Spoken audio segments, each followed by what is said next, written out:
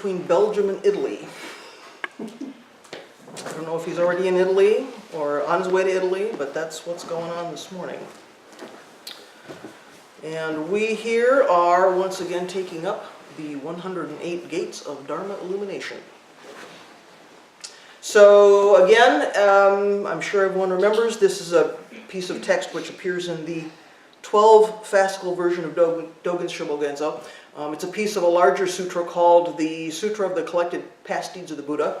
He simply picked up a couple of long paragraphs of that text, dropped them down, or someone did, in the Shobogenzo, the 12 fascicle version. So today we take up gate number 13, which is a very interesting gate. Mindfulness of the heavens is a gate of Dharma illumination, for it gives rise to a wide and big mind. Mindfulness of the heavens. So it'd be easy to look at that and say, whoa, well, you know, heavens are spacious, unobstructed, so thinking about the heavens is a good kind of symbol or metaphor for this wide or big mind. And that would be too easy, right? Because like everything else in this practice, that's too simple. There's a lot more going on here than that. So I'm guessing that this gate, this statement, is a reference to one of the 10 forms of mindfulness in the Ekotara Agama, which is an early Buddhist text. This is my speculation, but I think this is what's going on. This is a text that no longer exists in the Sanskrit or Pali version. It only exists in the in the Chinese version. So the only extant version is the Chinese. But because of that, it comes down to us today as the Anguttara Nikaya. It's one of the Nikayas, which is another early set of texts, which we could talk about the derivation of that, but another day. So the Anguttara Nikaya includes something called the Mahanama Sutta, in which the Buddha is giving instructions to a guy called Mahanama. And it turns out to be a similar list of these forms of mindfulness to the one in the Ekotara Agama. So I think there's a connection. And this is how it comes down to us. So the first 5 of these 10 forms of mindfulness that we see in this early Agama: mindfulness of Buddha, mindfulness of Dharma, of Sangha, of giving, and the 5th one is mindfulness of the heavens. So the first 6, on the other hand, in the Mahanama Sutra, and by the way, in the 108 gates that Dogen is using in his text, are mindfulness of Buddha, Dharma, Sangha, giving, virtue, and devas. So similar, but not identical. So in the text that Dogen is using, virtue becomes precepts, and devas becomes heavens. So if you think of the last gates we've looked at here, those are the 5 or 6 we've looked at, right? We did Buddha, Dharma, Sangha, we did generosity, we did precepts and the relation to 4 bodhisattva vows last week, and here we are at devas or heavens. So clearly, this is a derivation. Clearly, this is a borrowing. Mindfulness of the heavens is a gate of Dharma illumination, for it gives rise to a wide and big mind. So as usual, at least as usual with me, first we need to understand something about heavens, what they are. And then let's talk about or think about why paying attention to that or bearing that in mind leads to big mind or magnanimous mind. Here they say wide or big mind, but we understand this right as magnanimous mind. So in Buddhist cosmology, the heaven realms are blissful abodes populated by devas. So these devas were born there because of the merit that they've accumulated from good actions in the past.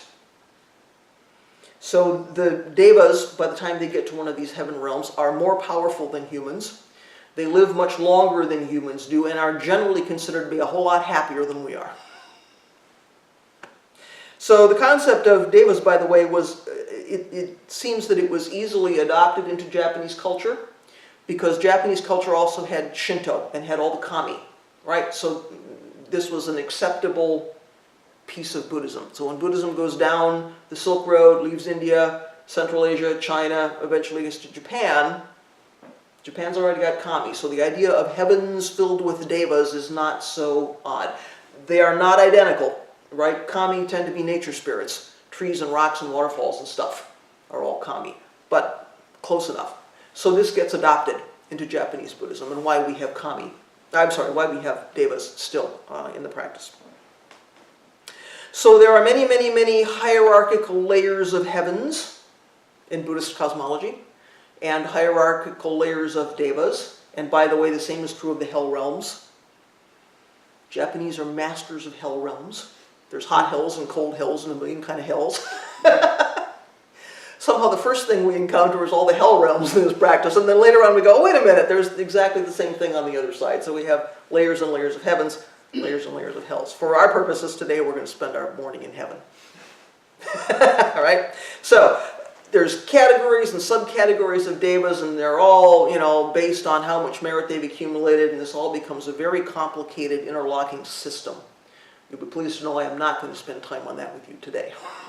You can study that if you want to. For our purposes, though, what we need to understand is that these heavenly realms are still within samsara, right? Because if we look at the wheel of transmigration through the realms, the gods, the demigods, the humans, the animals, the hungry ghosts, the hells, heavens are still on that wheel, right? So although these devas have been reborn in this lovely place, they are still trapped within samsara. So in the earlier texts, the gods and demigods maybe were put in the same category, but somehow gods, devas, these heavenly beings in their various heavens, haven't gone somewhere else. They're still transmigrating within samsara. So eventually these devas will use up their merit. Their karma will continue to unfold. These are still karmic beings. Their karma continues to unfold. They succumb to illness and aging and death, just like human beings do, and they have to take rebirth in some other realm. So goes the teaching. You can believe literally in this or not, but you start to see some helpful teachings here. So these devas are reborn in pleasant realms or unpleasant realms, depending again upon the merit of their past actions and how they've lived, and how their karma is unfolding and how strong that karma is. So these devas come into existence and end up in any particular dharma position because of their past karma. So they are as much subject to the natural laws of cause and effect as any other beings in the universe, or as we are. So these beings might be happier and more powerful, longer lived, but in a lot of ways they're not different than we are. So these are not immortal beings. Their lives as devas began in the past at some point when they were reborn. They lived and died and were reborn in one of these heavenly realms. They live for very long periods of time, ranging from thousands of years to billions of years, again, depending on the strength of their merit. But their life cycle is finite, right? So again, these are not immortal celestial beings. They're still going around this wheel, just like we are. Devas are not supposed to be especially knowledgeable or especially spiritually mature. These are not necessarily fully realized beings. In fact, many of them supposedly get to a heavenly realm and become completely intoxicated by all the pleasures, right? Which is why that heavenly realm is not separate from samsara. None of these devas are beings that get worshipped or venerated. We don't take refuge in these beings. They're just beings. They just happen to be in maybe a slightly different place than we are, right? This is not a substitute for something. These are beings which are still practicing and living out their karma in these heavenly realms. So, nonetheless, devas, I think, remind us of two important things. One is that acting skillfully and compassionately in the world leads to some kind of wholesome consequences for ourselves and others, right? So if we're taking right action, we're living a virtuous life, following precepts, doing good in the world, bringing some kind of wholesomeness to the universe, moving skillfully through our lives, some good wholesome consequence comes out of that. The second important thing, I think, is that being intoxicated or caught up in our sense pleasures, even in a heavenly realm, still leads to suffering. These things, of course, are not permanent. So even these devas who've been reborn in this wonderfully pleasurable place are not there forever and ever. They have a finite lifespan, and they don't stay in heaven forever. So just like our lives, right? We have something we enjoy, we're feeling pretty good, the next moment something happens, all things are impermanent. These devas are still, in some ways, caught up in those cravings and aversions. And it's causing them to move around and around. So, we're happy now. Next moment, we're reborn in a hell realm because something happens. Not different for devas. So in the Mahanama Sutra, the Buddha starts by teaching about mindfulness of Buddha, Dharma, Sangha, 3 treasures, as we've seen previously. Then he tells Mahanama to reflect on his own virtue and generosity. So here are the last 5 gates we've looked at. Right? Then Buddha tells him to cultivate conviction, virtue, learning, generosity, and discernment.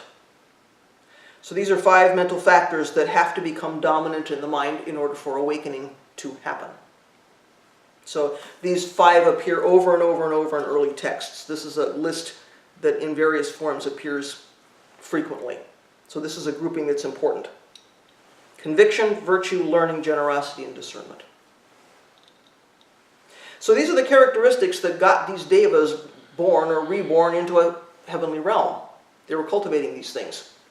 And out of that comes skillful action and various kinds of insight, and so these beings have gotten themselves reborn into a heavenly realm. So Buddha says Mahanama should recall that those characteristics present in these devas are also present in him, or it is possible at least for them to be present in him.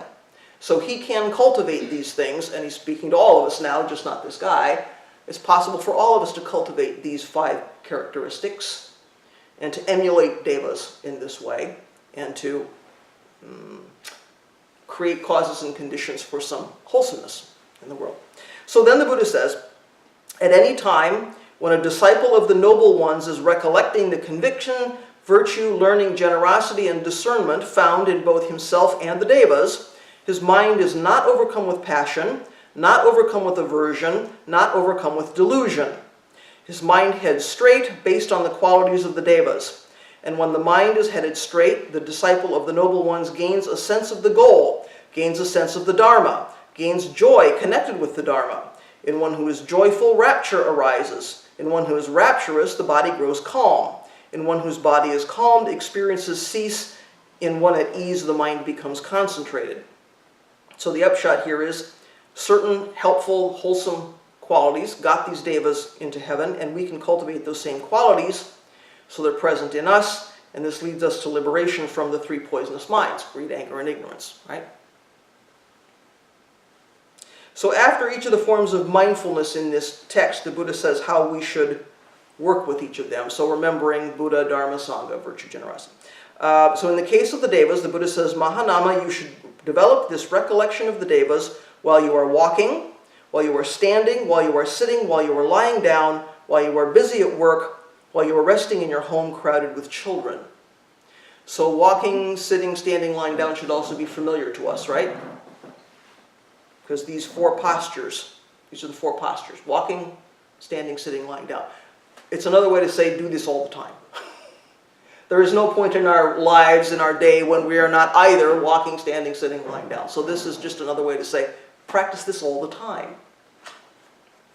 So Buddha said our zazen flows through all 4 postures and through the transitions between the postures. So zazen is happening all the time. Practice is happening all the time. Even, in the transition between we're sitting down and we get up. In that transition, zazen is still there. So all the time we should be practicing these things. Every waking moment, recollecting these qualities about devas and cultivating them for ourselves. So now we know something about devas and about heavenly realms. Let's look at what this thing is about wide and big mind and why these things are connected. So again, mindfulness of the heavens is a gate of Dharma illumination, for it gives rise to a wide and big mind. So magnanimous mind, Hojo-san has talked about plenty here. It's another term in this case for wide or big mind. So daishin in Japanese, great mind or big mind, is one of the sanshin, or the 3 minds, for which our temple is named. Of course, there is joyful mind and nurturing or parental mind, and these 3 minds are sanshin. So today, we're only dealing with magnanimous mind. So in the Tenzo Kyoken, Dogen says, magnanimous mind is, in its spirit, like a great mountain or a great sea. It has no partiality and no factionalism. Lifting an ounce, it does not consider it light. Hefting a stone, it does not consider it heavy. It views pennyweights and ounces of silver within the context of a single system of measurement. So magnanimous mind is about what? Non-discrimination. Here we are again. There are lots of metaphors in our tradition about non-discrimination. You might have heard things like a monk's mouth is like an oven. An oven accepts whatever you're putting in there to bake, whether it's chocolate cake or dog biscuits, doesn't matter, right? So the oven accepts everything. So this phrase, a monk's mouth is like an oven, has to do with our food practice. And when we are eating a formal meal, or even any kind of meal, we're accepting whatever is offered. It goes in the mouth. We don't have to discriminate between I like this, I don't like this, this is fancy food, this is plain food, right? So again, specifically this is talking about accepting food, but of course in our lives it's about accepting what's in this moment. Doesn't mean if change needs to happen we don't work for change, but we simply accept that things are here. That's got to be the starting point, right? So the monk's mouth is like an oven. We accept whatever's coming our way. You might have also heard things like the ocean, the mighty ocean accepts all rivers, or something to that effect. Because here's the ocean, rivers are draining into the ocean. The ocean doesn't turn any of that water away. The ocean accepts all that water, whether it's tainted water from the flood, full of pig poop and we don't know what all, coming into the ocean. The ocean doesn't say, no, I won't accept that. So again, these are metaphors for just accepting what's here, seeing clearly what's here and accepting it. Doesn't mean there isn't some action we need to take, but job one is we have to see it, accept it. So magnanimous mind is about non-discrimination, right? Not labeling, not judging, accepting that things are here. So magnanimous mind is deeply understanding that there is nothing outside of our lives or outside of the Buddha way. Any distinction we want to draw is something that we've created, right? We've said this is somehow, I don't want this to be part of my life, or I really want that to be part of my life. Okay, that's our human condition, and we can't beat ourselves up too much for that, but we can be aware and watch that discriminating, labeling mind. So it's really about seeing reality, all of reality, just as it is. As soon as we start rejecting parts of our lives or rejecting parts of ourselves, we're putting some constraints, right, or some limitations on something that doesn't actually have limits. It doesn't actually have boundaries. We're cutting something up that actually can't be cut up. So now we can start to see the connection, I think, between cultivating these qualities of magnanimous mind and giving, these qualities of heavenly beings and giving rise to magnanimous mind. So conviction, virtue, learning, generosity, discernment. How do we cultivate these things? How do we think about these things and their relationship to magnanimous mind? So conviction, I think, is just another word for confidence or faith. We've talked about faith here before. We have some confidence in the three treasures. We have some confidence that this is a wholesome path, that doing this practice leads to some kind of wholesome outcome. In the beginning, we have to have some faith about that, because when we first sit down on the cushion, we don't have any personal experience, or not much. And yet, we have Sangha friends that we can see are practicing steadily and are living in a way we'd like to live, or teachers who are doing some things in the world, we'd like to emulate that, or devas, we'd like to emulate that. So in the beginning, we have to say, I don't have any personal experience of this, but I see some people slightly ahead of me on this path. I see that something good is happening for them and with them, and so I'm going to suspend disbelief a little bit and get on the cushion, or get on this path. So having this conviction, or arriving at some kind of conviction in the beginning, I think is figuring out who to trust, who to listen to, what to believe or understand. Because the Buddha never asks us to just flat out believe stuff because he says so, right? He says, sit down and test it. So our practice is a process of doing that and figuring out what is true in my world, and what are the things that I can't yet see, and how am I going to practice, and how am I going to live?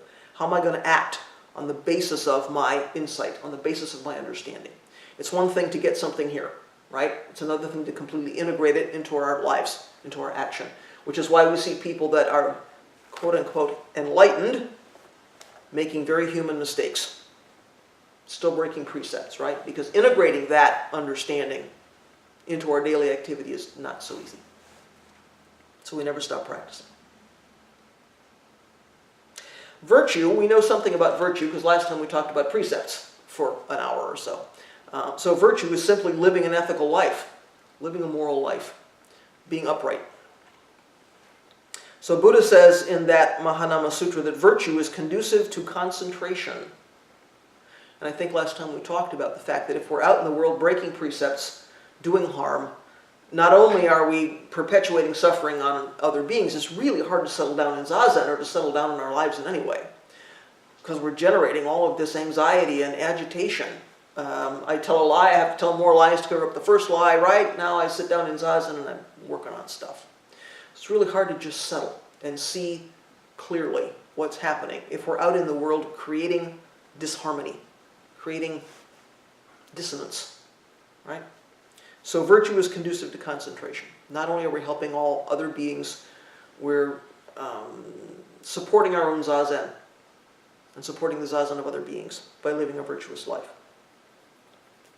So learning in this case is to be well versed in the Dharma, to be fairly thoroughly familiar with what the Buddha taught.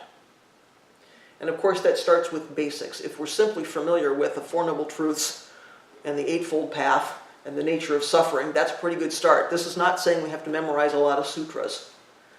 If we simply take as the basis of our lives and our activity, Four Noble Truths, Eightfold Path, that's how we're living, and we have some understanding of why those things are helpful and important, that's a good basis for learning. So beyond that, of course, if we'd like to study Dogen, if we'd like to study texts, that's great, but let's at least be thoroughly familiar with basics. Generosity, we've also talked about, of course, here before. In this case, Mahanama, the person in this sutra, is a layperson. So Buddha's giving him some quite specific direction. He says that the Buddha says Mahanama should say to himself, "It is a gain, a great gain for me, that among people overcome with the stain of possessiveness, I live at home, my awareness cleansed of the stain of possessiveness, freely generous, open-handed, delighting in being magnanimous, responsive to requests, delighting in the distribution of alms." So the point here is we can all be generous.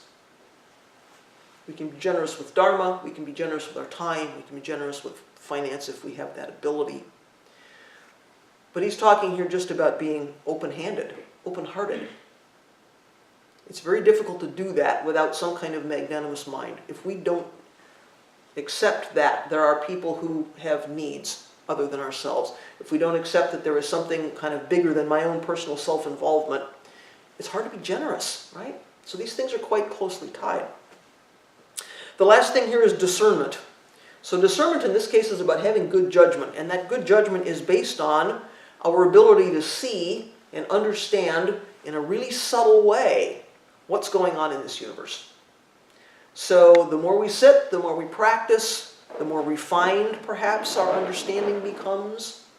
Our discernment, we are better and better able to exercise discernment.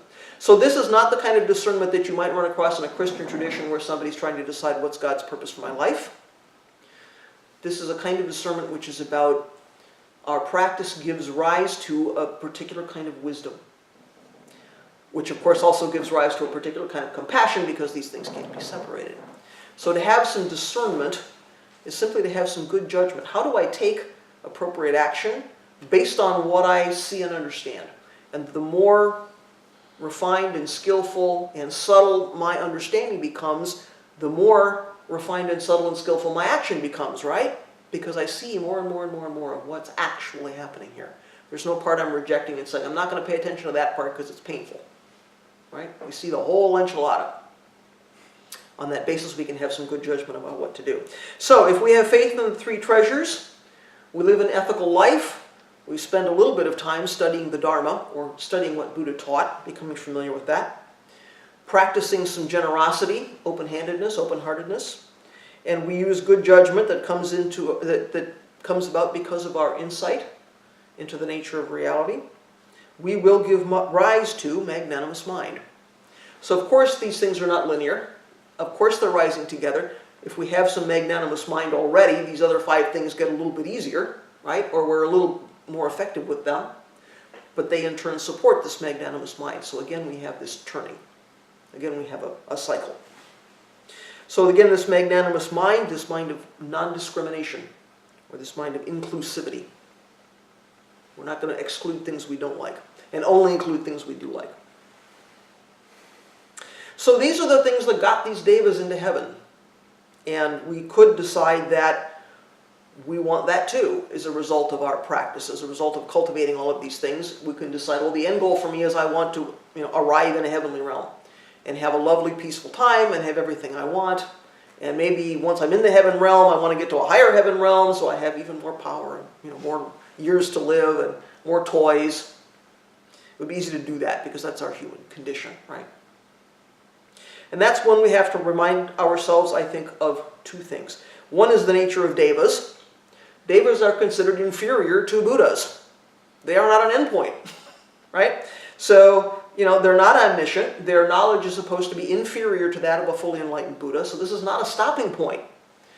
Even if we are somehow reborn in a heavenly realm, that is not the time we say, well, I'm done practicing, right? We have to continue to practice. So these devas especially are said to lack awareness of the beings in the worlds which are in the higher and higher parts of the hierarchy, right? So, they're here and they're kind of stuck. They don't even know about that there's something more to do. So these devas are not omnipotent. They don't have all-encompassing power. Their powers tend to be limited to the place where they are at the moment. Their own world. They rarely intervene in human affairs. This is not, again, a being on whom we can call in some way to help us, right? These devas are not morally perfect. They still make mistakes. They may lack the kinds of human passions and desires and cravings and aversions and all of that stuff, but some of them are still capable of ignorance and arrogance and pride and all these very human kinds of failings. So, of course, it's these imperfections in their mental states, in their moral lives, whatever, that cause them to be reborn around and around and around, right? So these are not perfect beings. So on that basis, we don't consider them to be equal to the three treasures. You don't take refuge in a deva the way you take refuge in the Buddha. So this is not an escape from samsara. These beings can't help us get out of samsara. The realm they live in is not an escape from samsara. So, that's the role the three treasures play for us, not the devas. So to have some aspiration to be reborn as a deva in a heavenly realm ultimately doesn't help us, right? The second thing we have to keep in mind is that samsara and nirvana are not separate. They are both right here. There is nowhere else to go, right? So there's no special place to get to. No other place we have to achieve, because there is nothing outside of the Buddha way. So to think that we're going to somehow leave where we are and get to a better place is a delusion, right? Samsara and nirvana are both right here. So if that's disappointing, gosh, I was hoping to get out of this life and get to somewhere better. I think the good news about that is we don't have to wait to the end of our lives to get to a heaven realm. Here it is, right? All lanes open, no waiting. We have some control over that. How are we practicing? How are we living? And do we see clearly that samsara and nirvana are not separate? And if we can see that and really deeply understand it, then heaven is here. There's nowhere else we have to get to. So just, like all other realms in the wheel of samsara, heaven is right here. So if on a moment-by-moment basis, from the Western psychological point of view of the wheel of samsara, we're being reborn moment by moment based on our responses to things. I'm happy about this, I'm unhappy about that. I'm in the animal realm because I'm driven by hunger, and I'm in the heaven realm because I just got a promotion, and then I'm in the hell realm because I stubbed my toe, and we're going around and around and around, right? Once we stop picking and choosing as a means of shoring up this small self, this idea that there is some persistent self that I need to defend, then right in that moment, we reach nirvana, we reach heaven, right? We're liberated from craving and aversion. So for the devas, their heavenly realm is still part of samsara, just as it is for us. So I think heaven is not an ultimate goal for them or for us. So to have an aspiration to be reborn as a deva, I think, is not helpful. There's no long-term advantage to that. We're just trading one realm of samsara for another, which we're doing anyway, right? Because this is how we live. So instead, I think this Dharma gate is advising us to keep the devas in mind both for the helpful qualities that they've cultivated, and to sort of take that as a role model, and for their Dharma position as beings that have not been liberated from samsara. So we can have a bit of empathy or We can identify with them, perhaps, a bit. We can emulate them in cultivating magnanimous mind, but we do that right here, moment by moment in this world. We don't need to wait to get to heaven someday to do that. We can start right now. So let's do it. So what would you like to say about devas and magnanimous mind and heaven realms? Heaven realms are not something we talk about a lot here, right? Interestingly, a few of us went on a tour yesterday to the Tibetan Center here in town. Some folks from the Wednesday night class and some folks from the Thursday discussion group. And eyes got big when we got over there, and our guide was talking an awful lot about celestial beings and heaven realms and esoteric stuff, because this is not what we do here. And I said to the group, this is not something I can teach you, because some of them were kind of worried. So what would you like to say this morning? What's bubbling for you guys?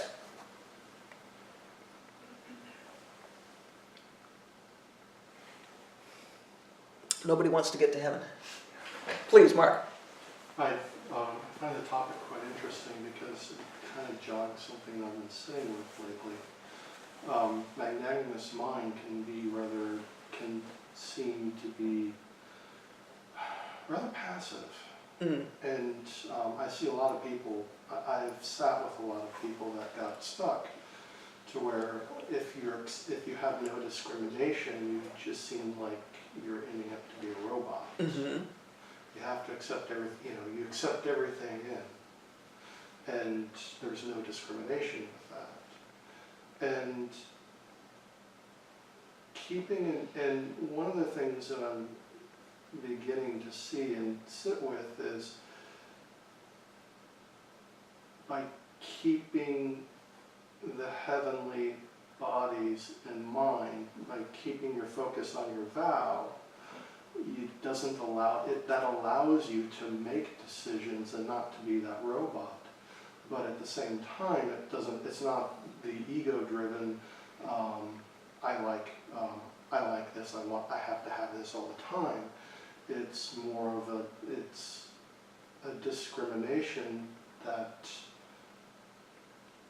the only way I can put it is, as you sit, the world sits you. And you're making every effort with your vows to make that world a better place. Mm-hmm. You don't get there. I don't even know. I can't comment on that. You make mistakes, and that's vow and repentance, and that's our practice. Mm-hmm. But I find that interesting because the more that I look at my karma, my karmic world, and the more that I look at the world that I live in, if I make that subtle shift away from myself to the universe, and the universe that I want to be, or I want to be out there, it makes it a better place. Mm-hmm. And so thank you for your Dharma talk. I appreciate it. I think we have to be careful about this trap about non-discrimination, because it can make it seem like we should have no agency. And people have a hard time reconciling socially engaged Buddhism sometimes with non-discrimination. How can we take action in the world? How can we right the wrongs we see in the world if we are not allowed to pick and choose anything or ever make a decision? And that's not what non-discrimination is about. Non-discrimination is about picking and choosing related to this one. I like this, so I'm going to include it in my life and I want more of it. I don't like this, I'm going to push it out of my life, run away from it. So as Hojo-san says, we spend our whole lives running after stuff, chasing after stuff we want, trying to get rid of stuff we don't want. So non-discrimination is about accepting that things are a certain way. Non-discrimination is about seeing the totality of this moment and saying, I accept that this is reality. Now, based on seeing all of this, what action do I take to help beings? So I accept that there is pain, suffering in the world, there is crime, people hurt each other, there's a flood, people have died, I accept that those things are there. That has to be job one. As a bodhisattva, we can't look away. I'm always saying to people, job one as a bodhisattva is you don't look away. You've got to show up for your life. Now, having accepted that these things are here and not sort of gone into denial about it, now I'm in a position to take some skillful action in the world, which is not about me. Now I'm able to see, what do others need? What is, what's the action that's sort of arising in this moment based on my karmic conditioning, my skills, my abilities, my interests, what people need, what I'm able to do in the world. So non-discrimination has to be the basis of that, because it's so easy to say, I don't want to think about that. It's too painful, or it's not exciting, or it's boring, or it's something. No, this is what this moment contains. And there's no limit to that. In the 10 directions, there's no limit to that. So how do we as finite human beings see something which has no limit? Vow and repentance, right? Practice goes on forever. Whatever the 4 postures we're in. We can't possibly take it all in, and yet we aspire to do that. So if we can do that, we see as much of it as we can. We don't label and choose based on this one. That doesn't mean we don't have agency. It doesn't mean we don't make a choice, make a decision. It doesn't mean we're passive and floating through life. It doesn't mean we think we live only in the world of emptiness. Oh, well, in the world of emptiness, everything is perfect, so I don't need to do anything. It doesn't matter what I do. What I do doesn't affect other people. That's only half the story, right? There's also the world of form, where people need to eat, and people have disease, and people have lost their homes, and whatever, right? We have to accept that that's there too. So seeing both of those aspects, both of those sides, is what non-discrimination and magnanimous mind are about. Please. Yeah, I was going to mention too, I mean, it seems, if magnanimous mind really is big, then it includes both action and non-action. Yes. So if it only includes non-action, then it's discriminating. Right. That's true. And of course we know sometimes the best thing we can do is nothing. So we also need to understand, when do we not take action? Because that's important too, and that's hard. Sometimes it's really hard. If this isn't the time, if we're not fully prepared, if there's some reason why taking that action isn't good right now, then the best action is non-action. So yes, magnanimous mind has to include both. Absolutely. Other thoughts? Please, Allison. I have a little bit of trouble with the word magnanimous. Mm-hmm. Because I think I connect it really strongly to generosity, Mm-hmm. giving to other Mhm. people. Mm-hmm. And if it's intended as, if that word magnanimous is intended to refer to big mind, or what I think, and that is what Suzuki Roshi calls big Mhm. mind. Mm-hmm. And I think that's similar to what Uchiyama Roshi calls universal mind. Mm. Then the word magnanimous is a problem for me, Mhm. because it doesn't seem really synonymous. You want to break down the word for us? Yeah, actually, etymologically, it means exactly Exactly. great mind. Or Yep. Great, Oh, Great okay. spirit. I mean, originally, but I think the word has changed over time to mean more like generosity or giving. Mm-hmm. Mm-hmm. So I think if we want to look at it and find a connection, we can, because of course if we have magnanimous mind, then all beings are included in our lives. We are not separate from all beings, therefore generosity arises naturally. Right. But that's one aspect of big mind. That's one outgrowth or something, right, of big mind, because there's no limit to big mind. I think it's a case of a word that originally had a broad meaning and became more narrow. Right, with usage. Right. Okay, Yeah. thank you. So if you like big mind, or if you like daishin, Mm-hmm. use the word that works for you. But yeah, I understand that connotation, Mm-hmm. because we do tend to associate, oh, somebody's magnanimous who gives physical things, Mm-hmm. you know. So use the word that works for you. I originally learned these as kind mind, joyful mind, big mind. Mhm. So nurturing mind, magnanimous, that's a mouthful for me. It's like kind, joyful, big. That's easy. That's easy. It misses some subtlety, but it's easy. What else this morning? Please, Gene. I was listening to the news the other day, as I do a lot, and I heard something that disturbed me. And I understand what you mean by magnanimous mind. I mean, yes, I can see that, accept it, but I still look at it and I think, I judge, it's evil, it's not good. And when I start hearing more and more, then what I see happening with it is that it becomes a pervasive norm. within, or a more within a society or a culture. And now I don't know how to act on that, you know. I don't want to accept it, but I know I should accept it. But how do you act? Well, if we're talking about things like institutionalized violence, which is like discrimination that's deeply embedded in systems and some of that stuff, I don't know what you're talking Something about. very subtle. Something very Yeah, subtle. but those things become very, very subtle, and they've been around for so long, and they're so deeply embedded, and they're so pervasive that we don't see them. That can be difficult. So a lot of sanghas in the last couple of years have really taken up a study of white privilege, which is really interesting for sanghas because sanghas in this country are primarily white folks. And so to take a step back and say, wait a minute, there's a lot going on here that we've like never seen or even thought about, is kind of like that. First we have to accept that so I'm going to use this as an example because I don't know what yours is. So first we have to accept there's something called white privilege.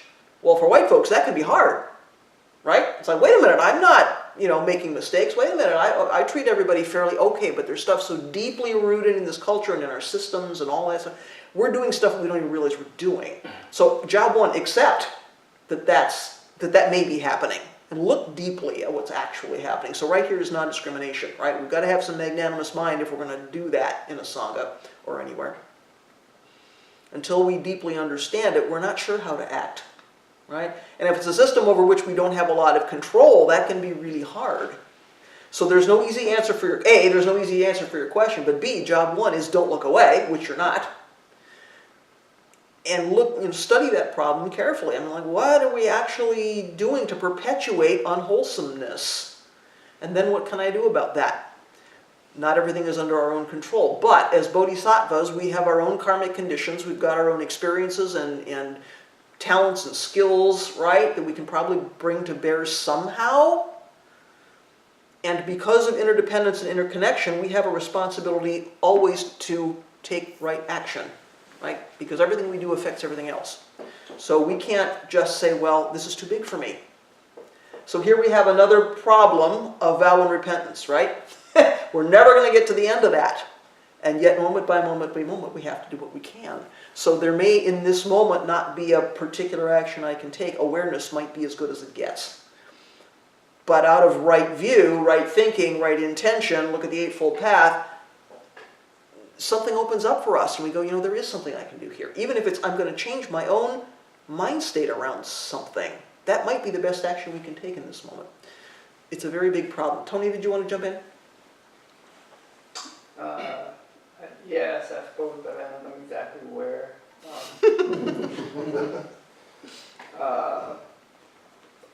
One place, I have questions, but I was recalling that going from this level of describing what we're describing, you figure it out, to an individual, looking at said something I don't like or something. And on a practical basis, I can remember as a young man, I don't know where, I ran into a sort of pop psychology that was quite apart from Buddha, Dharma, and all the rest. But one of the advice they gave you was, don't fight the problem. Mm-hmm. And when I look deeply, or when I think about that phrase, don't fight the problem, it means accept the problem, and then it frees up energy, because fighting the problem, that's what I want to say, on a sort of narrow individual basis, resisting and all this kind of stuff, that takes energy. You bet it does. That takes time, that takes mental, da-da-da. It's not a freebie. It's a trade-off again. And not fighting the problem is basically, it's how it is. Then it allows more of this other part, what we would call positive, might call positive effort, which I think comes up. See, I'm not sure about how comfortable I am with, practice of Bodhisattva way, and that really comes up, and I think the stuff I've been exposed to, it comes up because we're people, not because we're necessarily bodhisattvas, but that's, I don't want to get into that too much. But No anyway, difference. I thought it might be of interest to folks that, again, it's sort of a homespun Yeah. newspaper column thing, don't fight the problem, Mhm. and yet it includes a lot of this. And so then you're able to, you know, Yeah, do what's called for right. without having at one's, being able to have the correct labels and names and stuff like that. Well, sometimes the way I put that for people is at some point we can stop struggling with our lives. You know, I'm struggling against my life somehow because my life includes things that I don't want, you know? So having magnanimous mind and simply accepting, as you've said, that these things are there, means I stop struggling with my life. That doesn't mean I stop taking action or that I stop working on things that are difficult, but I stop just resisting my life.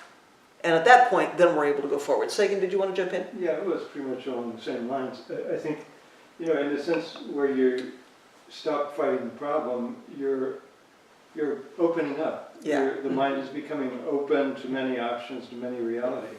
And so at that point, there's more of an ability to respond to the situation more realistically, I think. True.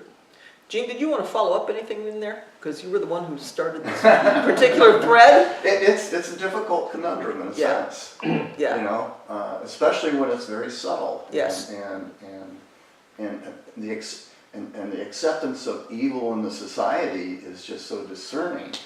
But I like Tony's, you know, Yeah. hey, accept that Sure. and think about, you know, things that you can do in your moments Absolutely. as you go forward. And what you do is what you do, you know, like I said, hey, anything I do is never going to change completely everything. Right. But I think it's also helpful to reframe that from good and evil to wholesome and unwholesome. Because it takes the label, it changes the label, but it's a little less about this is my, it's less about me somehow. There's wholesomeness and there's unwholesomeness for beings, right? Which, I don't know, somehow it seems easier to see what to do next. A couple of people had hands up. Allison, and did you also? Yeah. Okay, Allison. Just scratching his chin. Yeah, I wanted to thank all of you for bringing up these things. And I actually was reading a kind of pop psychology magazine article the other day. It was a dialogue between a therapist and a person with anxiety.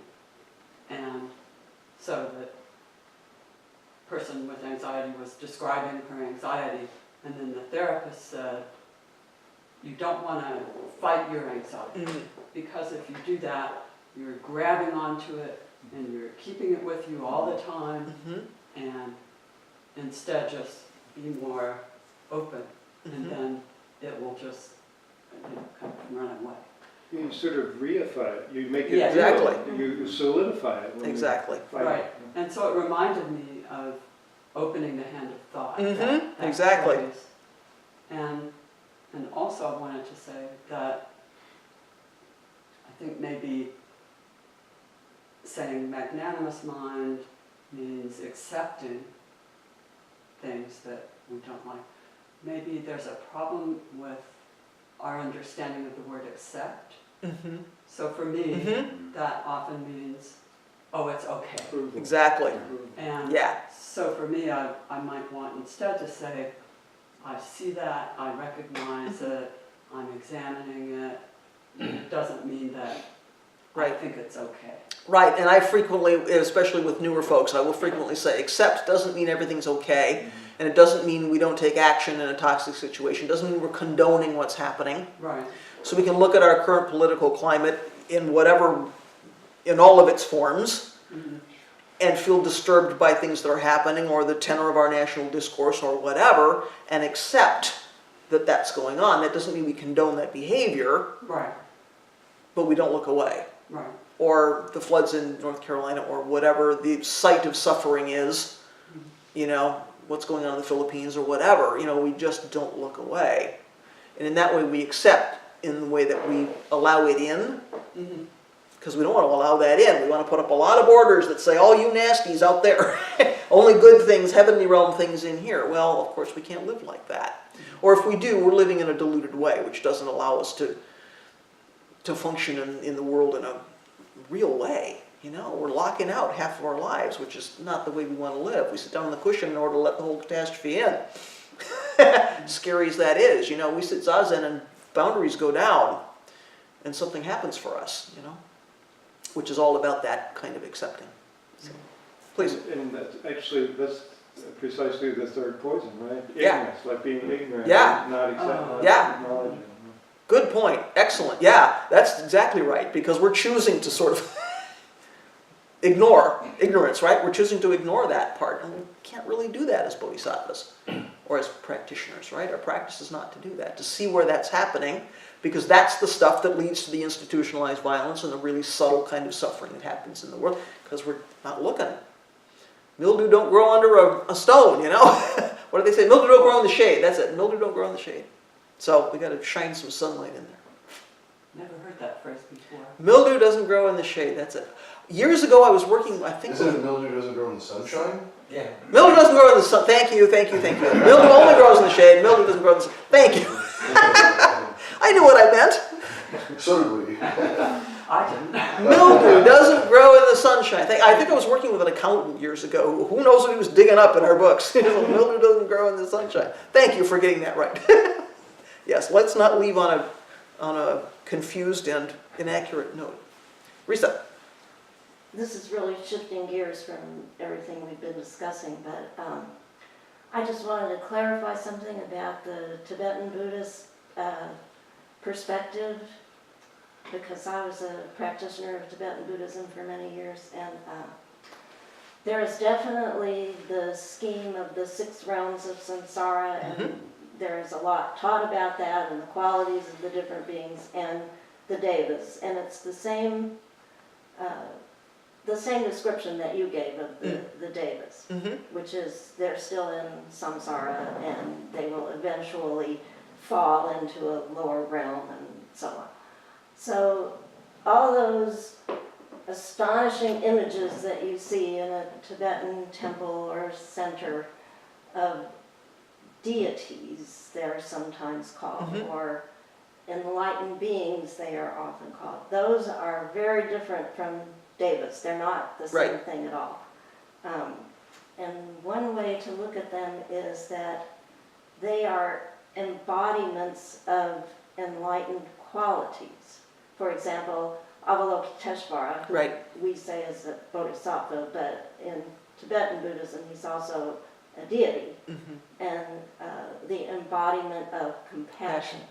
So in that sense, mindfulness of the heavens maybe becomes mindfulness of these enlightened beings, and that's the core of the Vajrayana practice, which is you meditate on these enlightened beings and their qualities, or particular ones, and you're actually trying to become those beings yourself in your practice, become those enlightened qualities. So it's a similar idea, but it's somewhat on a different level. Yeah, that's really interesting. Thank you for that. Isn't it interesting how this manifests differently in different streams? Yeah. You know, one of the things I think folks really saw yesterday was how different, you know, some things are the same across all streams of Buddhism, and then there are different manifestations and different. So thank you for that. That's really an interesting